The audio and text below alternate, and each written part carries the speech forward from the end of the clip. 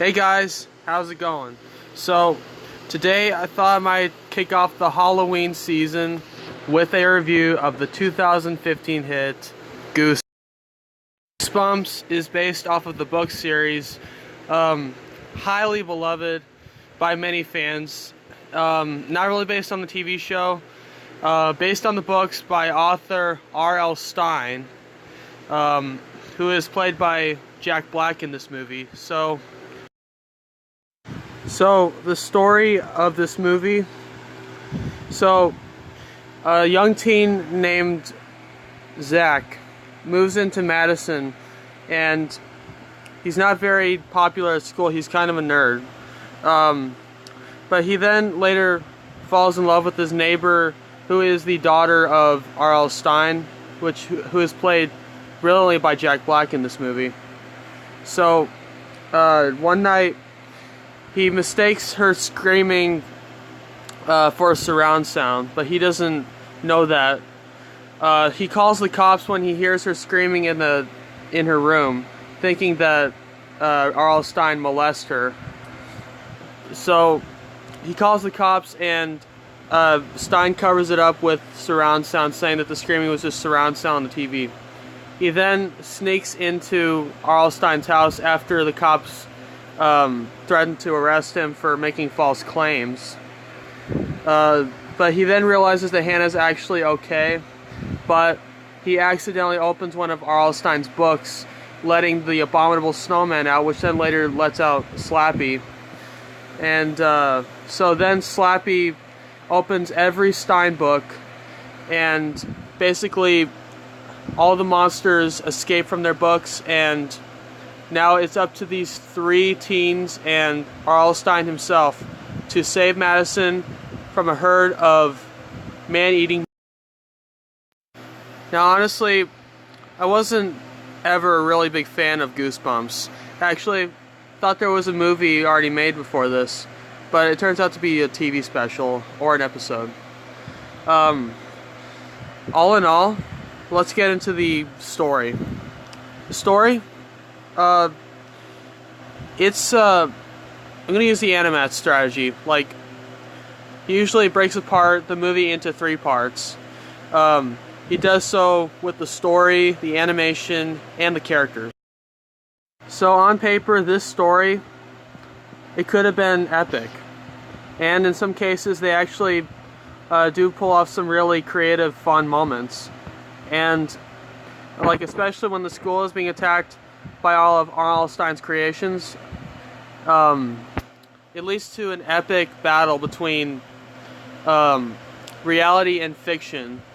Like, then there's also this one, like, epic climax where they're on this Ferris wheel and they're trying to finish the book to suck all the monsters back into their books. And that is both an epic climax and a brilliant one. So the story, not all that good.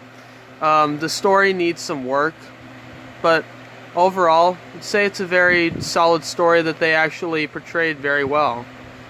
There are some flaws in the story, though. Like, it just sounds like a generic save the world type of story, kind of like a Nickelodeon movie. But again, well executed. I give the story possibly maybe a 5 out of. So the CGI of this movie is actually pretty good. Sony always makes quality CGI for their movies, like with the Cloudy with a Chance of Meatballs movies with the food, like Animat pointed out.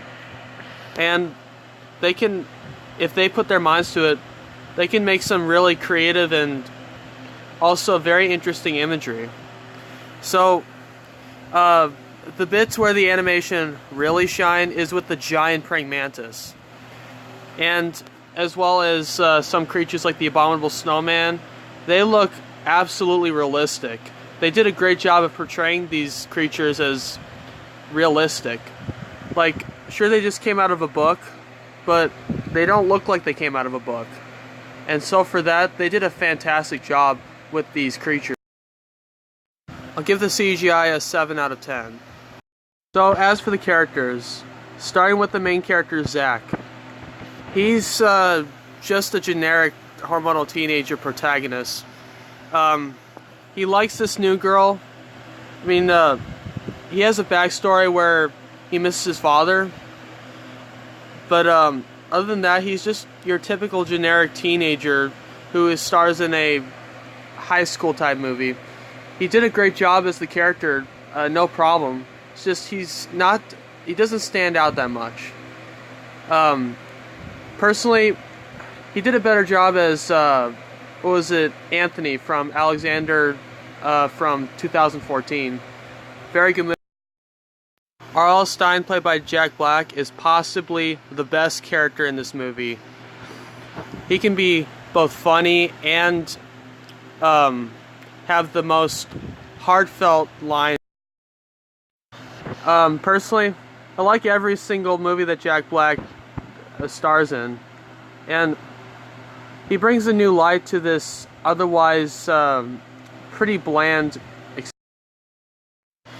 As for Hannah, she's basically every single teenage girl from either a Disney Channel movie or just a high school movie in general. She's not that interesting. There is a twist to her story in the end, but it's not really... It's kind of not that shocking because R.L. Stine's only family member, and he is a great writer, so it's kind of creative, but also kind of cliche. Hannah's just not that interesting. She doesn't really stand out from the rest. She's just the generic love interest for Zach. Then there's Zach's a partner and friend, a nerdy kid named Champ. Now, there are times when he can be a little annoying, but there are times when he can be really funny, and his childlike innocence really works to that advantage.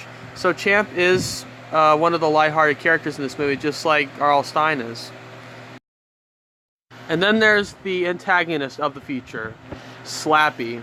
Now, he is a great antagonist. He can be both threatening, funny, and also adds a little... And Jack Black does a brilliant job voicing Slappy. So, there's a whole lot of side characters, but I don't want to get into them because that would take up the whole entire video. There's a whole lot of side characters. Also, speaking of which, Caleb, if you're out there, hope you're watching this. Did a great job portraying a nerd. So, to sum it all up, Goosebumps is a solid feature. Actually, didn't even think that I would like this movie that much, but it turns out that it's actually not that bad. I recommend you go check it out. It does have its problems, but it makes up for it with some great CGI, some memorable characters, and a story that actually works for this type of movie. So, it doesn't get the pro, but it doesn't get the no. So, it's a win-win. Stay tuned for the review of Goosebumps 2, the sequel to the 2015